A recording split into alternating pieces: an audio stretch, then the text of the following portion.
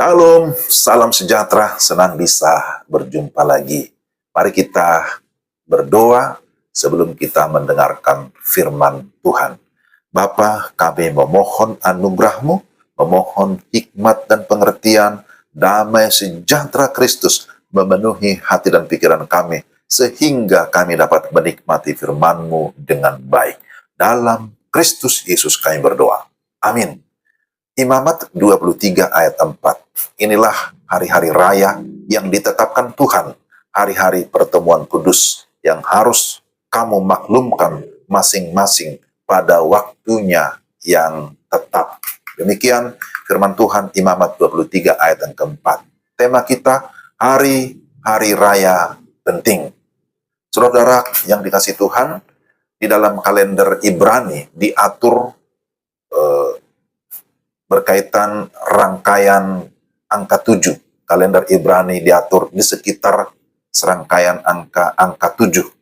Hari ke-7 ialah hari Sabat. Mereka merayakan 7 perayaan tahunan, 3 diantaranya dilaksanakan pada bulan ke-7. Tahun ke-7 ialah tahun Sabat, dan setelah 49 tahun, 7 kali 7, mereka merayakan tahun Yobel.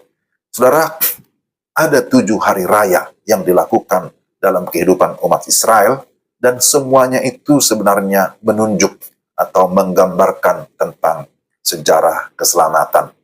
Jadi menarik untuk kita perhatikan, ada 7 hari raya. Pertama, hari raya Paskah menggambarkan Kristus Sang Anak Domba yang mati bagi kita. Dalam Yohanes 1 ayat 29 digenapi bahwa Yesus adalah anak domba Allah. Yang kedua, hari raya roti tidak beragi, itu menggambarkan kehidupan persekutuan Kristen, pemisahan dari dosa dan makan dari Kristus. 1 Korintus 5 ayat 6-8. Ketiga, ada hari raya buah sulung, menggambarkan kebangkitan Kristus. 1 Korintus 15 ayat 20-23.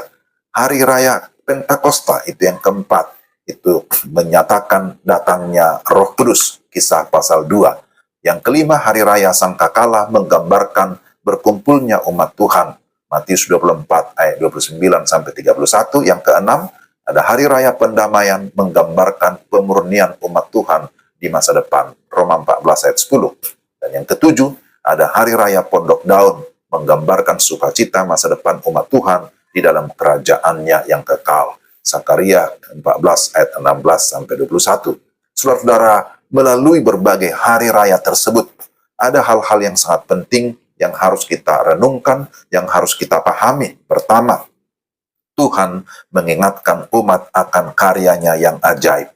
Bahwa melalui hari-hari raya itu adalah sebenarnya menjadi peringatan akan karya Tuhan yang ajaib dalam kehidupan umatnya. Kalau kita perhatikan, seperti hari raya Paskah dan hari raya roti tidak beragi, itu mengingatkan umat Tuhan tentang peristiwa pembebasan mereka yang secara ajaib dilakukan Tuhan.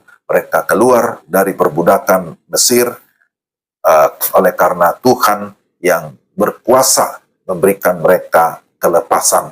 Hari raya Pondok Daun mengingatkan bangsa itu bahwa nenek moyang mereka telah tinggal di dalam pondok-pondok selama pengembaraan mereka.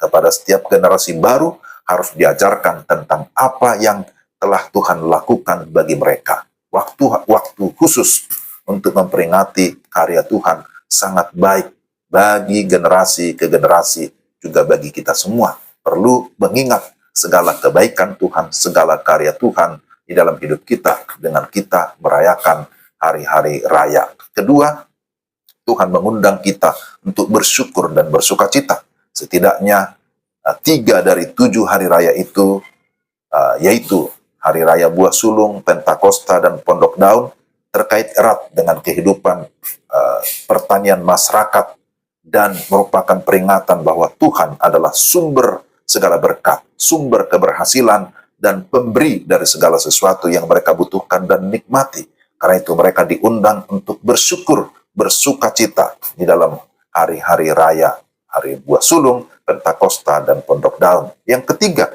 Tuhan mengundang kita untuk bertobat, bahwa hari besar pendamaian mengharuskan orang-orang untuk mengakui dosa mereka dan mempercayakan diri kepada Tuhan untuk menguduskan mereka. Hari raya itu diikuti dengan Hari Raya Pondok Daun, yaitu 1 minggu untuk bersukaria dan berpesta setelah ada Hari Raya Pendamaian. Sukacita yang sejati hanya datang ketika kita tahu bahwa kita sudah diampuni, kita sudah ditebus, kita diselamatkan, sehingga kita memiliki hubungan yang baik dengan Tuhan.